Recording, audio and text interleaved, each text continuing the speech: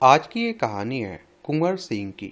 आरा से लखनऊ तक अंग्रेजों को चुनौती दी थी। इन्हें आप लोग अपनी स्क्रीन पर भी देख रहे होंगे। इनके बारे में बात करते हैं, जानते हैं, समझते हैं।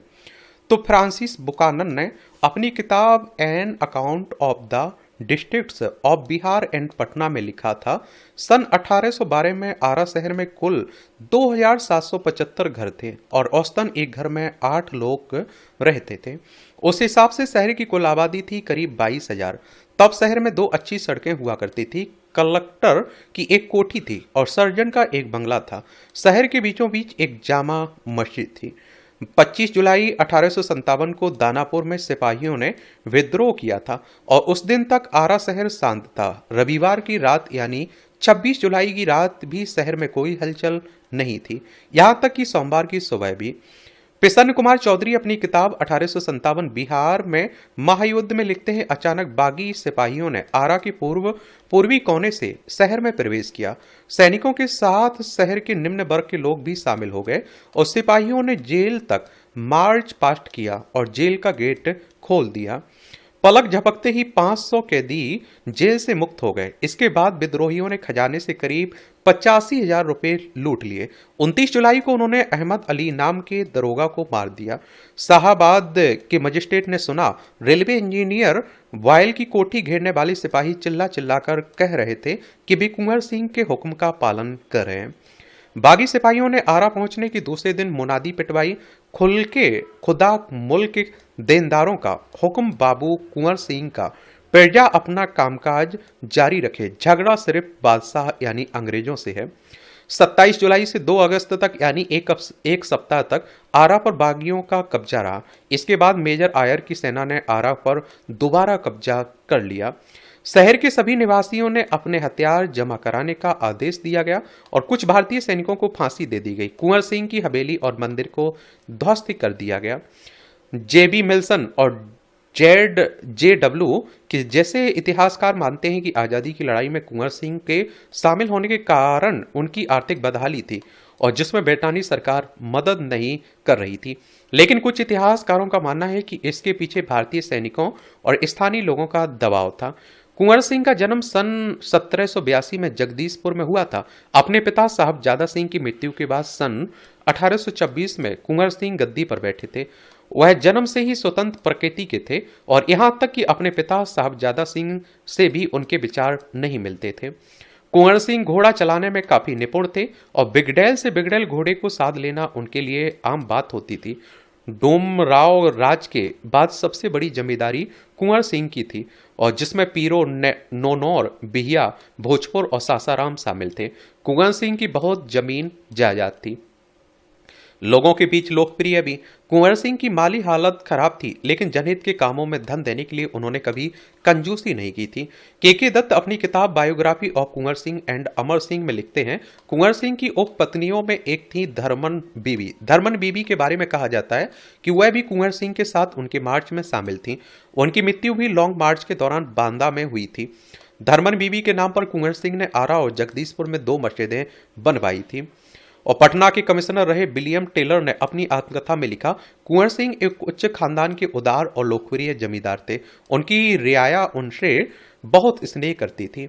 9 महीने लंबा मार्च कुंवर सिंह ने 13 अगस्त 1857 से 22 अप्रैल 1858 तक लगभग 9 महीने का लंबा मार्च किया था। अंग्रेजों के खिलाफ बिहार में जब जन विद्रोह का बिगुल बजा तो 75 साल के इस बुजुर्ग ने गजब की ऊर्जा दिखाई। इस दौरान कुंवर सिंह के पीछे ब्रिटानी फौज लगी रही, लेकिन अंग्रेज उन्हें गिरफ्तार करने में कामयाब नहीं हो सके। इस दौरान कुंवर सिंह के बागियों ने मिलमैन, लीगैंड, लुगार्ड और ब्रिगेडियर डगलस को बुरी तरह से पराजित किया। के एंड मेलिसन अपनी किताब history of the Indian mutiny में लिखते हैं, कुंवर सिंह युद्ध कला में पारंगत थे। अगर वह रणनीतिकार भी हुए होते तो कुछ और बात होती। रीवा पहुंचे कुंवर सिंह तो जगदीशपुर में लगातार जारी हमलों के बीच कुंवर सिंह ने सासाराम की तरफ कूच किया। वह पहले सासाराम से 10 मील उत्तर नौखा पहुंचे। 20 अगस्त को वह रोहतास पहुंच गए और पटना के कमिश्नर ने रोकने के लिए 150 सैनिकों को रोहतास भेजा। कुंवर सिंह के साथ तब 1000 सैनिक, 4 हाथी और 14 ऊंट और ढेरों घोड़े थे, लेकिन उनके पास गोला बारूद नहीं था। 2 सितंबर को कुंवर सिंह रीवा की तरफ बढ़ गए, जहां वहां के राजा रघुराज सिंह उनके रिश्तेदार थे, लेकिन वह अंग्रेजों के पक्षधर थे। जब कुंवर सिंह रीवा से 8 मील दूर रह गए तो रघुराज सिंह ने उन्हें पत्र लिखा कि वह राज्य की सीमा में प्रवेश ना करें, लेकिन कुंवर सिंह ने उनकी बात नहीं मानी। रघुराज महल छोड़कर निकल गए। 9 सितंबर को नागपुर के डिप्टी कमिश्नर ने लिखा, रीवा का राजा असहाय स्थिति में हो गया। जब विद्रोही पहुंचे तो वह उनका प्रतिरोध नहीं कर सका। कानपुर होते हुए लखनऊ पहुंचे। 30 सितंबर को कुंवर सिंह बांदा पहुंचे और 20 अक्टूबर को वह कालपी के लिए रवाना हुए। वहां करीब 1 माह रुककर उन्होंने ग्वालियर के विद्रोहियों का इंतजार किया और फिर उन्हें अक्टूबर के मध्य में कानपुर से 50 मील दूर, फिर 23 अक्टूबर को कानपुर से 36 मील दूर जालौन कालपी मार्ग पर देखा गया। कानपुर में विद्रोही सेनाओं को हार का सामना करना पड़ा और कानपुर की पराजय के बाद कुंवर सिंह लखनऊ गए और जहां वह मार्टिनियर कॉलेज के एक भवन में करीब 1.5 महीना रहे। लखनऊ की बेगम हजरत महल ने कुंवर सिंह के पास कीमती उपहार भेजे। इसमें 2 तोपें, कई हाथी, पोशाकें और 10,000 रुपये नगद थे। तोप के गोले से हुए घायल। फिर कुंवर सिंह का काफिला फैजाबाद के रास्ते आजमगढ़ की तरफ बढ़ा और 26 मार्च 1858 को आजमगढ़ पर विद्रोहियों ने कर्नल मिलमैन को हराकर कब्जा कर लिया और 22 अप्रैल 1858 को के कुंवर सिंह 1000 पैदल सैनिकों और कुछ घुड़सवारों के साथ वापस जगदीशपुर पहुंच गए। सी वकलैंड अपनी किताब बंगाल अंडर लेफ्टिनेंट गवर्नर्स में लिखते हैं, जनरल लूगार्ड और डंबर की अंग्रेज पलटन उनका पीछा करते चली आ रही थी और यहां तक कि जिस गांव में आधी रात तक कुंवर सिंह की सेना टिकी रहती, उसी गांव में सुबह डंबर की सेना पहुंच जाती।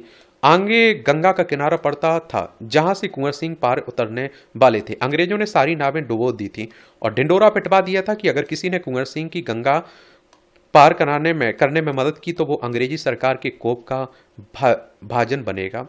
और बकलैंड आगे लिखते हैं, सुबह होती ही जब डंबर गंगा के किनारे पहुंचा तो देखा कुंवर सिंह पहले ही गंगा पार कर चुके थे। उसने निशाना साधकर कुंवर सिंह के हाथी पर तोप का गोला छोड़ा। 2 व्यक्तियों के साथ कुंवर सिंह भी आहत हुए।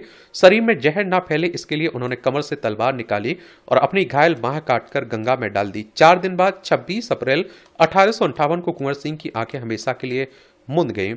अंग्रेजों ने कुंवर सिंह की युद्ध कला से परेशान होकर उन्हें पकड़ने के लिए 25,000 रुपए का पुरस्कार घोषित किया था, लेकिन किसी को उन्हें पकड़वाने का साहस नहीं हुआ क्योंकि एक तो वह खुद सतर्क रहते थे और दूसरे कोई भी उनसे शत्रुता नहीं रखता था।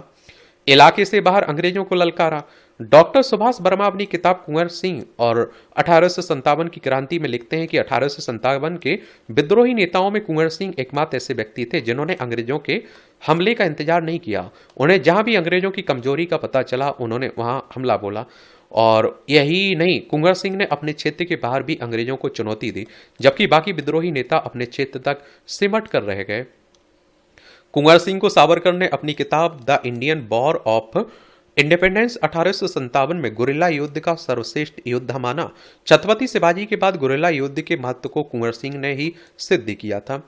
रामविलास शर्मा अपनी किताब भारत में अंग्रेजी राज और मार्क्सवाद में लिखते हैं कि शिवाजी का अनुसरण करने वाले कुंवर सिंह ने कभी अपने सैनिकों को हताश नहीं होने दिया। उन्होंने उनमें अदम्य उत्साह, धैर्य और आत्मविश्वास पैदा किया। अंग्रेज भी कहा करते थे कि ब्रिटिश शक्ति के लिए यह सहयोग था कि कुंवर सिंह 75 साल के थे, मगर वे 40 साल के होते तो क्या होता। सुरेश नीरव ने गगनांचल की 1857 के 150 वर्ष के विशेषांक में लिखा था, जगदीशपुर के 75 वर्षीय कुंवर सिंह ने न केवल बिहार बल्कि उत्तर प्रदेश और मध्य प्रदेश तक जाकर पूरे 1 वर्ष तक अंग्रेजी हुकूमत को अपनी तलवार का जोहर दिखाया और सिद्ध किया कि बहादुरी और देशभक्ति उम्र की मोहताज नहीं होती है। और जिस तरह से उन्होंने युद्ध संबंधी कला कौशल, व्यूह रचना, दूरदर्शिता और जुझारूपन का परिचय दिया और उसने उन्हें नाना साहब, लक्ष्मीबाई, तत्या टोपे जैसे इतिहास पुरुषों की पंक्ति में ला खड़ा किया और इतना संघर्ष किया। आप देख रहे हैं, इतना बलिदान दिया, तब जाकर आज हमारा भारत आज़ाद हुआ है। हम लोग आज़ाद भारत में सांस ले पा रहे हैं। देखिए, ये हमारा प्यारा भारत है। ये बिहार है, पटना इसकी राजधानी देखने को मिलेगा। ये उत्तर प्रदेश है, लखनऊ इसकी राजधानी देखने को मिलेगी। ये आप देखिए मध्य प्रदेश है, भोपाल इसकी राजधानी देखने को मिल जाएगी। ये छत्तीसगढ़, उड़ीसा, ये उत्तराखंड, राजस्थान ये देखने को मिलेगी आपको। तो इस तरह से आप देखेंगे एक कहानी है किसकी, कुंवर सिंह की।